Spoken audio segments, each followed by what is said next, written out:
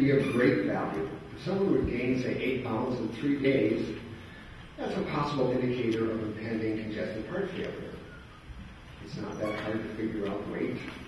Maybe someone should get a call or a text or an email to prevent a 911 call or the ER visit or worse. The technology is available. It's relatively inexpensive. Long-term trend data. Chronic conditions don't happen overnight. They take a while to develop. And it's really hard to know what's normal without consistent readings over a reasonable period of time. And we're going to see an example of this in just a second. Interoperability of data. We'll talk more about this later, obviously, in some other panels. But no system is an island. And it's important that the right information end up in the right hands at the right time. I'm also stunned that we still, in 2009, do not have ubiquitous electronic health data. I mean, think about it. I've been in so many other industries where this has happened. And I think I heard someone talking about going to Russia and being able to get money out of the ATM.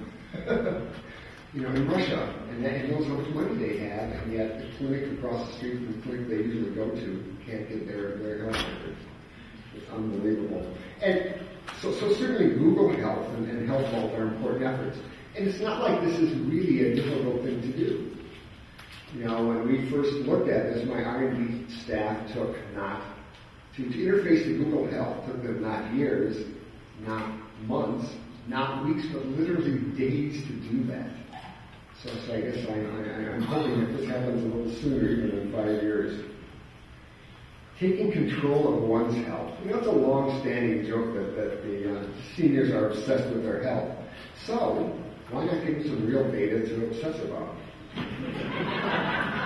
Every person is really different and can use that information in their own ways to do what? To avoid their own personal demons. We'll talk about this in a little more in a second.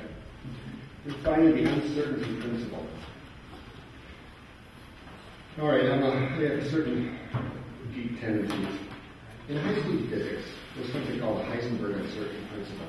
And one way of saying the Heisenberg uncertainty principle is the act of observation changes the event.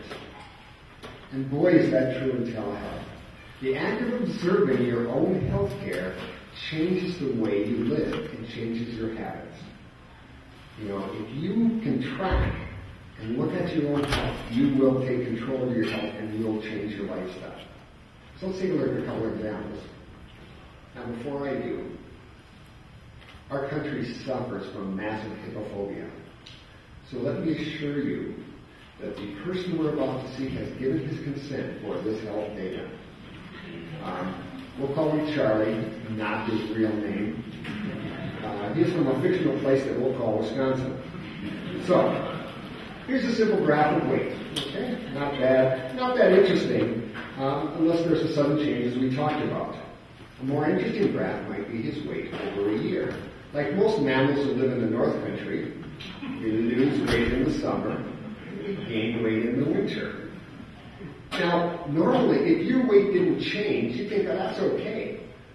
But for this person, not quite. If they didn't lose weight in the summer, you'd have to say, well, what's wrong? At least something's different. So once again, it's very different for different people. Blood pressure history showing systolic on top of diastolic. I've taken my blood pressure for a couple of years now, and I can say with certainty there are two things that affect my blood pressure. NyQuil and sesame chicken. And I think really that's where the pseudoephedrine and the MSG. But I mean, it's not just a little effect. In fact, I wish I had brought a graph that actually showed it. It's quite obvious.